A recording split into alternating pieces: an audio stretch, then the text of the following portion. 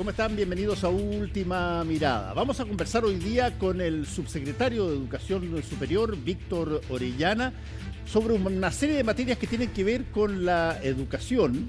Le voy a plantear además unos problemitas al final, pero simpáticos.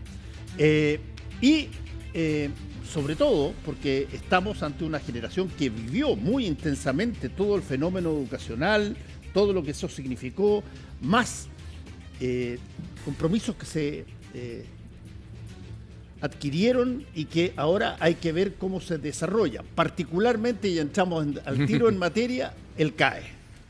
El crédito con aval del Estado, que eso es el CAE, que siempre se dijo, llegan los muchachos que salían a gritar por todos los problemas que tenía en la educación al gobierno y el problema del crédito con aval del Estado, pero absolutamente se evapora. Y no se ha evaporado hasta ahora. ¿Qué es lo que está pasando y cómo está eso? Bueno, Fernando, un gusto estar acá junto a ti.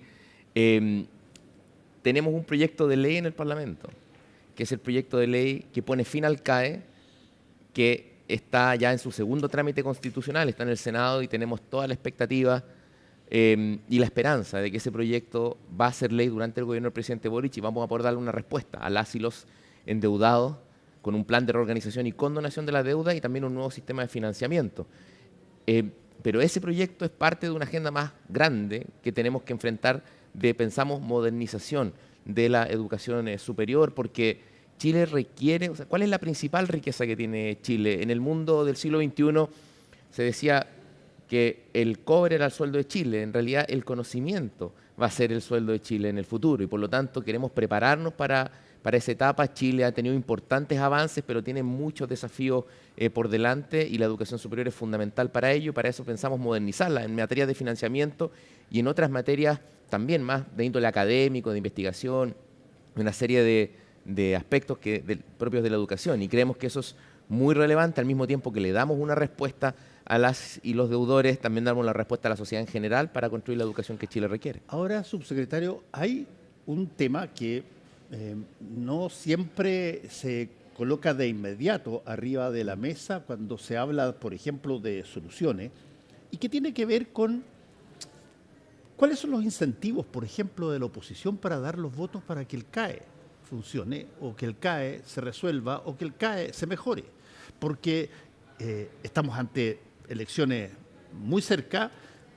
Cualquier cosa que suceda en términos electorales que sea positivo, eventualmente ayuda al gobierno, o si es que no, ayuda a la oposición. ¿Cuándo podremos ver una situación lo más, cooperativa posible? Porque de otra manera no sale el CAE.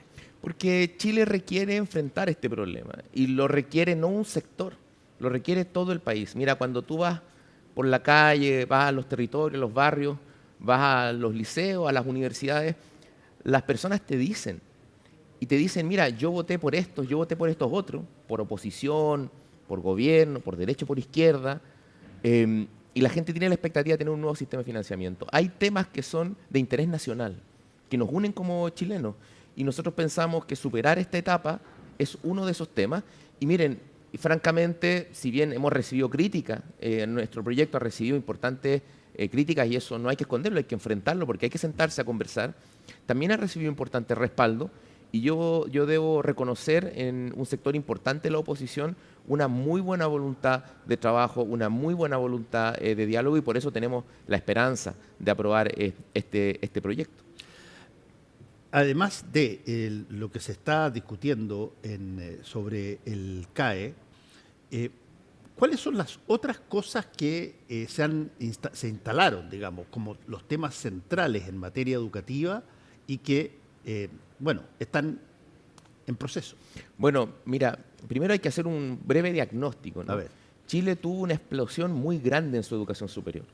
Se masificó mucho. Mira, probablemente la gente que nos está viendo haya visto un poco algunas noticias que salen del desempleo ilustrado, ¿no? Que hoy día tenemos tantos profesionales que ya tenemos un fenómeno que se conoce como subempleo profesional y si bien el desempleo en general no afecta, de la misma manera a las personas con educación que sin educación superior, ya estamos empezando a experimentar mayores grados de desempleo, mayores cifras de desempleo entre los profesionales. ¿Por qué?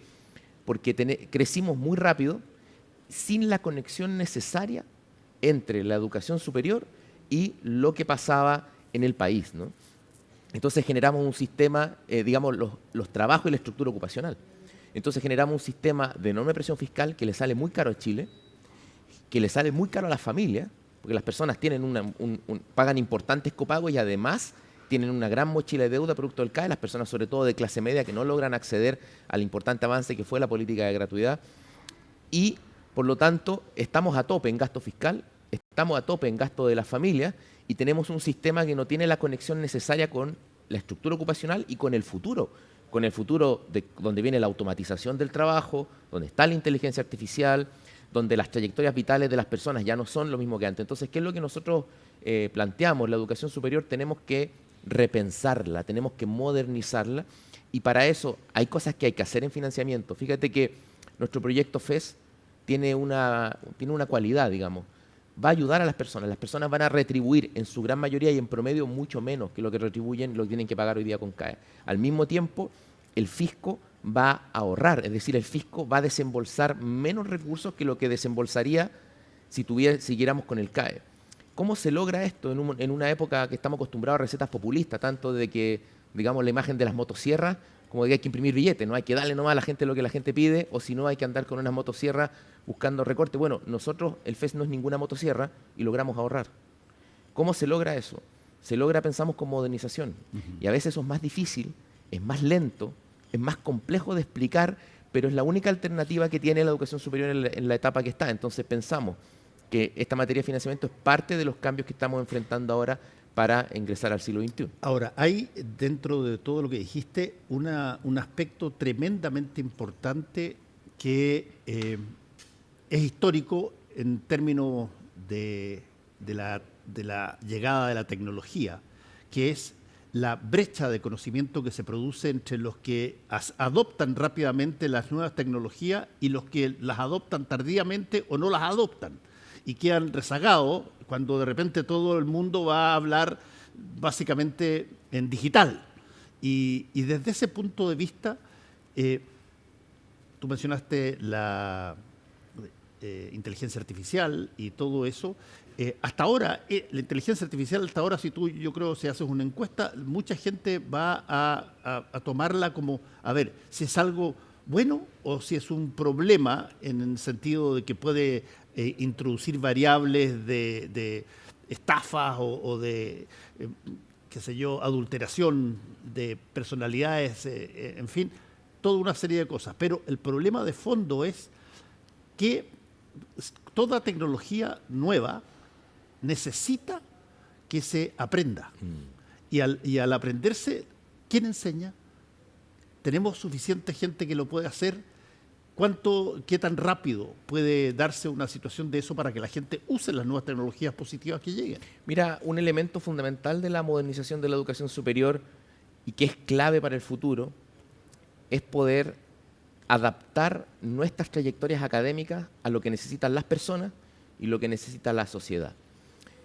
Venimos de una herencia de carreras quizás demasiado largas, también bastante caras, digamos, caras y largas, con conocimientos excesivamente disciplinares. ¿Qué significa eso? Que tú estudias Derecho y te metes en Derecho. Tú estudias Ingeniería, y lo que nos falta es tener quizás elementos más basales en nuestra formación de pregrado, con un pregrado mucho más moderno, más flexible, de tal manera que tú te puedas ir especializando en el futuro en distintas áreas y van a ser cambiantes esas áreas. Entonces, en este ciclo más básico, por eso estamos tratando de avanzar a un modelo que le llamamos 4+1, es decir, que tengamos un pregrado más compacto para luego tener más espacio para el posgrado y para que la gente tenga trayectoria educativa. Ahí es fundamental las habilidades digitales. Sí. Son fundamentales. Entonces estamos trabajando un proyecto con el Banco Interamericano de Desarrollo, fíjate, para tener una plataforma que nos permita en el futuro, porque esto es lento de implementación, ninguna de estas soluciones es inmediata, ¿no? Pero que permita que una persona, por ejemplo, que está estudiando una carrera, yo te mencioné Derecho o Ingeniería, cuando estudie Derecho o Ingeniería, no solo estudie Derecho, sino que se lleve inmediatamente una certificación en algún grado de uso de tecnología, inteligencia artificial, avanzada, media o básica, digamos, pero que sea válida laboralmente por sí misma. ¿Qué significa eso? Que te dé cualidades para reinventarte en la vida, porque probablemente las personas que estudian una carrera se van a ir desarrollando en distintas áreas porque no sabemos qué va a pasar con el mercado laboral en el futuro. Entonces yo preferiría, en vez de que estés 8 o 9 años estudiando una carrera, a que estés un poco menos de tiempo para que luego te reincorpore al sistema educacional. Estamos avanzando en esta línea. Las carreras en Chile son largas no solo por capricho, hay razones también porque hay programas mejorales que nos ayudan a enfrentar los déficits que traemos de arrastre de la educación secundaria. Hemos trabajado con el programa PASE, por ejemplo, para identificar cuáles son las brechas y tratar de modernizar esta trayectoria. Mira, esto es muy importante y además también tiene consecuencias económicas porque una carrera, si tú tomas, como era antes, tú tomabas una deuda bancaria y tú estudias una carrera 8 o 9 años, chuta, es una deuda bastante abultada. Entonces nos gustaría decir que en el futuro la gente no solo va a estudiar sin deuda bancaria, sino que además va a poder estudiar más rápido y va a tener acceso con distintos instrumentos de financiamiento a estudiar microcredenciales, certificaciones o posgrados a lo largo de toda su vida. Mira, en mi época, bastante antes que tuyo, tú tenías el ramo de filosofía, partía en tercero medio. Tú tenías que cumplir con una serie de cosas previas, qué sé yo, hasta que la filosofía entraba a ser enseñada en tercero medio solamente 2 años antes de salir. Probablemente porque se percibía que era una materia que necesitaba algún tipo de contexto previo para entenderla. Lo mismo pasaba con ciertos tipos de matemáticas que se hacían, las diferenciales y todas las cosas se hacían más tarde, no se hacían desde el principio.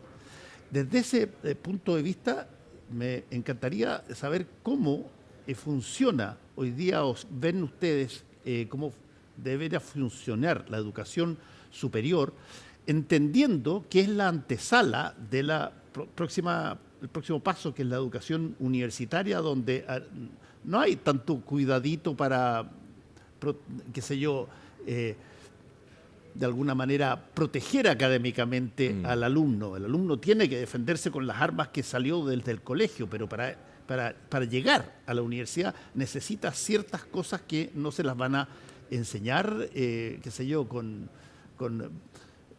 bloques ABC o lecturas simples en el pizarrón. ¿Cómo es el paso de educación superior desde la educación media? Mira, habitualmente hay una, llamémosle una falsa dicotomía o una falsa discusión entre gente que dice hay que ser exigente, hay que hacerle hartas pruebas a los chiquillos y por lo tanto para que estén bien preparados para el futuro, y gente que dice no, lo importante es darle cuidados, cariño, afecto y por lo tanto no ser tan exigente, ¿no? Mientras más exigente quieres ser, más nos tenemos que preocupar por el bienestar de las personas, en un mundo en que ya no podemos decir la letra con sangre entra. Entonces, lo que estamos trabajando, junto con un programa que es muy importante, que es el programa PASE, un programa de acceso a la educación superior, que trabaja, por ejemplo, cuando tú estás en segundo, tercero medio, viene gente de la universidad y trabaja directamente contigo. Y trabaja contigo materias o habilidades que vas a necesitar en la universidad. Entonces, lo que estamos tratando de hacer, nos gustaría fortalecer este programa y darle un mayor peso institucional que el que tiene hasta ahora. Lo que nos gustaría es poder hacer que lo que se entendía como un salto al vacío, en que estabas súper cuidado en el colegio, cuarto medio, y saltabas al vacío de la universidad, no sea un paso de 0 a 100 en un minuto, sí, sino que sea una trayectoria. ¿Por qué? Porque, ¿te acuerdas que yo te mencionaba las carreras largas? Sí. En esa época, tú estudiabas una carrera, duraba carrera larga y cara, yo agregaba, y después no volvía a estudiar. Lo que va a pasar ahora es que la gente va a entrar y salir del sistema educativo muchas veces. Nos pasa con el sistema técnico profesional. Mira, tenemos un proyecto muy bonito. Estamos trabajando con Chile Valora, que es quien otorga, digamos, hace el trabajo junto a la capacitación de certificación, ¿no? Que Sense capacita, Chile Valora certifica. Estamos trabajando para que gente que se certifica en oficios, por ejemplo, eso sea una puerta de entrada al sistema de educación superior. Y viceversa. Y viceversa. Por ejemplo, gente que entró a estudiar algo técnico, incluso algo universitario, que pueda certificarse y encontrar un camino. Quizás hay a veces certificaciones que en la industria informática, por ejemplo, son mucho más relevantes que los títulos. Entonces, creemos que a medida de que tú vayas cuidando el bienestar de las personas, va a poder ser más exigente. Y yo creo que esta generación, porque que levanta el reclamo de la salud mental, y enhorabuena que lo haga, vamos a poder, si nos preocupamos de esas materias, ser más exigentes que lo que fueron con nosotros. Y esto es lo importante. O sea, la generación actual creo que está preparada para llegar más lejos. Sí. Si es que presionamos bien y logramos transformar las trayectorias. Fíjate que algo que hicimos con nuestros fondos concursables, nosotros tenemos algunos fondos que las instituciones de educación superior presentan proyectos. Entonces nosotros pusimos, mira, ¿sabes qué es lo más importante? Metodologías experimentales e innovadoras en la docencia pregrado. Cosas como, por ejemplo, el aprendizaje en servicio o lo que se llaman las metodologías activas, que es, por ejemplo, en un curso de arquitectura, esto ha pasado, te estoy contando un caso real, en un curso de arquitectura, los estudiantes van a resolver el problema habitacional de un barrio. Y los estudiantes trabajan con los pobladores, con los habitantes de ese barrio, los conocen y sienten que digamos que su trabajo como estudiante tiene un valor público. Cuando eso se ha medido y saben lo que resulta de la medición psicométrica que se hace después del efecto, que los estudiantes se ponen más felices.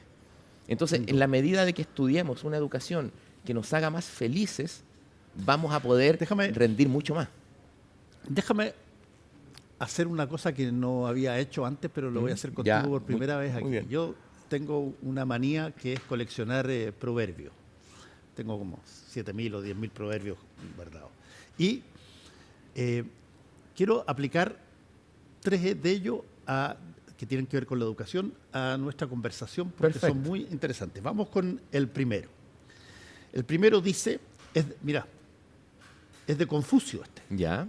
O sea, viene desde China, digamos. Pero dice, la ignorancia es la noche de la mente, pero una noche sin luna y sin estrellas. ¿Cómo se mide el grado de ignorancia que nosotros, o que de alguna manera, más que el grado de ignorancia, voy a ponerlo al revés, el grado de buena educación para que uno esté contento, esté tranquilo con la calidad de la educación que se tiene? Mira, yo te diría que durante mucho tiempo se intentó resolver ese dilema, ¿no?, con un conocimiento estático. Yo me acuerdo cuando yo era niño, todavía nos hacían recitar de memoria, ¿no? Y a nuestros padres le hacían memorizar muchas cosas. Hoy día tú te metas a la inteligencia artificial y te vas a encontrar con el conocimiento más actualizado. Puedes preguntar, pero yo mismo lo ocupo. Yo ocupo, no es por hacer publicidad, digamos, pero ocupo varias aplicaciones donde tú le pones paper académicos, te los resumen, te los debaten. Entonces, yo creo que hoy día es fundamental construir mentalidades y habilidades generales, abiertas, que permitan a las personas seguir aprendiendo a lo largo de la vida, y un manejo amplio de la cultura que les permita conocer los fenómenos de índole general con una, digamos, profundidad adecuada, pero con un manejo mucho más cercano y mucho más práctico de lo que era nuestra tradición educativa, que es una tradición de memorización y de contenido. Sí. Ahora, esto tiene varios nombres en la discusión experta, no quiero profundizar en eso, pero sí me gustaría decirle una cosa a la gente que nos está escuchando de repente, que la educación chilena tradicionalmente te decía, mira, toda tu intuición o lo que tú sabes en tu vida cultural, en tu vida cotidiana, es irrelevante. Ahora, memorízate este libro. Quizás lo que tenemos que hacer es sofisticar lo que la misma gente aprende. Mira, la gente cuando quiere hacer algo se mete a internet, busca y aprende cosas. Produce sus propias formas de pensar. Quizás lo que tenemos que hacer es sofisticar eso, entregarle herramientas para que ese proceso de autoaprendizaje con alto grado de autonomía sea mucho más complejo, y eso es lo que estamos tratando de hacer en la reforma que estamos introduciendo en educación superior. Tengo 2 más, así que démosle. La segunda también es de un filósofo antiguo, pero lo que dice pareciera que fuera algo que se dice en la política hoy día sobre los jóvenes. Dice: los jóvenes hoy en día son unos tiranos, contradicen a sus padres, devoran su comida y faltan el respeto de sus maestros. Ese es Sócrates. Claro. Mira todo lo atrás que me fui, cuando mucha gente cree que la brecha etaria entre los jóvenes y los mayores se produjo ahora, recién. está hace mucho tiempo. ¿Qué tanto esa relación de joven que está aprendiendo, que está en el colegio, que está subiendo en su hábito educativo, choca, necesita de alguna manera tener algún grado de encuentro con quienes se educaron antes y que eventualmente se sienten superiores? Es que ese conflicto es el motor de todo. Mira, las universidades ni se concentran exclusivamente en lo nuevo, ni están encerradas en lo antiguo. Lo que hacen las universidades, yo diría la educación superior en general, es que mezclan lo viejo y lo nuevo. Y de esa mezcla, el mundo sale adelante. Mira, pero no cabe ninguna duda que hay una brecha etaria que se deriva a lo político. Entonces tiene gente que insulta porque los que gobiernan solamente porque tienen poca edad. Mira, es que el mundo siempre es intergeneracional. En toda época del mundo hubo jóvenes y viejos. Y en toda época hubo ideas innovadoras e ideas tradicionales. Entonces, lo que trato de señalar es que, de alguna manera, a los jóvenes les corresponde desafiar lo establecido. Sí. Y de la relación de ese desafío con lo que le ha servido a la humanidad durante mucho tiempo, surgen elementos nuevos. De alguna manera, toda innovación recurre también a lo clásico. Y yo creo que en ese sentido las universidades y la educación superior van a jugar un papel muy importante, porque siempre se ha dicho, oye, las universidades son una cosa antigua, ya no sirven, aparte son muy caras. Yo creo que tenemos que invertir en ellas precisamente porque son espacios en que este ánimo, digamos, de innovación de los jóvenes se vuelve algo edificante. Y por eso von Humboldt, cuando elabora la idea de universidad moderna de investigación, junta docencia e investigación, porque junta jóvenes y viejos. Y eso es lo que él quería, digamos. Esa es la universidad moderna. Me voy con la última de otro filósofo antiguo, Cicerón. Ya. Si quieres aprender, enseña. Esa tiene que ver con dos cosas que te quiero preguntar. Una, a ver, ¿qué tanto es la calidad, más bien, qué tanto es la voluntad del estudiante chileno por transformarse en profesor? ¿Entran a pedagogía lo suficiente como para poder después, más adelante, enseñar después de aprender ellos mismos? Mira, a ver, está interesante porque quizás algo le pasa a una sociedad que le faltan profesores. Exacto. Algo le pasa a una sociedad. Mira, Chile tenía una tradición de profesores excelentes que era la tradición normalista. Pero llegó a los años 60, vino la masificación de la educación en ese momento escolar y se hicieron reformas. Los mismos profesores normalistas dijeron no queremos profesores Marmicop. No sé si te acuerdas de esa expresión, los profesores Marmicop, porque querían profesores de calidad. Y Chile da una conclusión y dice, vamos a darle nivel universitario a la pedagogía. Vamos a hacer de la pedagogía una, digamos, una disciplina universitaria de alto nivel. ¿Qué pasó? Entre medio, bueno, tuvimos la dictadura militar y luego vino una expansión universitaria, pero de mercado. Desde el año 2016 en adelante, porque esa expansión de mercado fue en gran medida especulativa, no toda, pero un componente fue especulativo, y no generó la sensación de una buena formación a la sociedad. Entonces, desde el año 2016 en adelante, estamos tratando de elevar el nivel, estamos regulando más y efectivamente ahora tenemos menos programas de pedagogía y los programas están en las universidades tradicionales que a su vez están, digamos, son las que concentran la mayor calidad. También hay universidades de alta calidad que no son tradicionales, pero ¿dónde está la universidad de mayor calidad? ¿Qué es lo que pasa con el tema de las pedagogías? Que no por a veces evitar lo que no queremos que pase, que esta expansión que tuvimos un poco inorgánica, logramos que ocurra lo que sí queremos que pase. Entonces, hoy día necesitamos más programas de pedagogía a lo largo de todo Chile y para eso necesitamos políticas especiales. Necesitamos líneas de financiamiento que las estamos trabajando. Por ejemplo, en nuestro plan de fortalecimiento de la Universidad del Estado damos un suplemento especial para las universidades que tienen mayor matrícula de pedagogía. Pero lo que es más importante, necesitamos captar el talento pedagógico y necesitamos convencer a las personas que sean profesores y profesoras. Y eso es algo que nos va a tomar en largo plazo y por eso hemos presentado un proyecto de ley al Parlamento que se va a votar, esperamos pronto, que crea una política para tener digamos, criterios de acceso adaptables para el tiempo que nos permita enfrentar esto sin disminuir las exigencias, más bien redirigiendo las exigencias a aquellas que resultan edificantes, aquellas que producen mejoras de calidad y no simplemente aquellas que tienen barreras de entradas que están pensadas para evitar lo que no queremos, pero no necesariamente producen lo que sí queremos. Bueno, subsecretario de Educación Superior, muchas gracias por haber estado con nosotros, Víctor Orellana, aquí hoy día en Última Mirada. Esta es un tema universal, no es un tema de un país ni es un tema de un continente, este es un tema que está hoy día refulgente en todas partes y yo espero que alguna vez, ojalá, mis nietos o sus nietos tengan la posibilidad de sentir que saben lo que necesitan para hacer lo que quieren.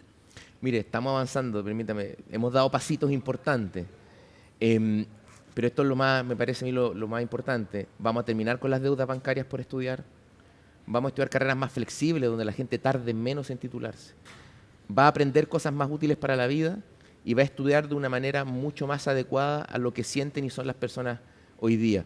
Y nos parece que eso, y lo vamos a hacer también con más educación pública, no pudimos hablar mucho de eso, tenemos un programa de expansión y fortalecimiento de la educación pública.